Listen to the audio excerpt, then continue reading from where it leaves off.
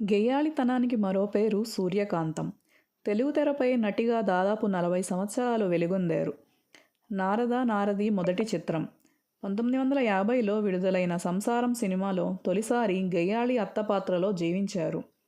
ఆనాటి నుండి ఆ తరహా పాత్రలకు సూర్యకాంతానికి ఎదురు లేకుండా పోయింది. తెలుగింటి అత్తగారుగా కీర్తి గడించారు.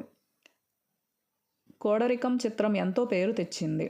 మాంగళ్య బలం, తోడికోడళ్ళు, వెలుగు నీడలు, గుండమ్మ కథ, సతీ సక్కుబాయ్, భార్యాభర్తలు, ఉమ్మడి కుటుంబం, మంచి మనసులు, రక్త సంబంధం, ఆత్మీయులు, కోడలు దిద్దిన కాపురం, తిక్కశంకరయ్య వంటి చిత్రాల్లో మంచి పేరు తెచ్చుకున్నారు.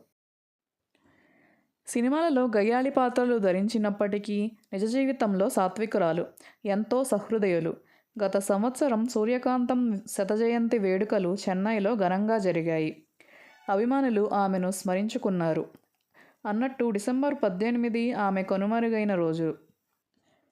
విజయవారి గుండమ్మ కథ చిత్రం ఆమెకు చిరకాల కీర్తిని ప్రసాదించింది. ఆ సినిమాను రీమేక్ చేయాలని ఎన్నో ప్రయత్నాలు జరిగాయి. అవన్నీ విఫలమయ్యాయి. గుండమ్మకు ప్రత్యామ్నాయం దొరక్కపోవడమే ఇందుకు కారణం. That is Suryakantham.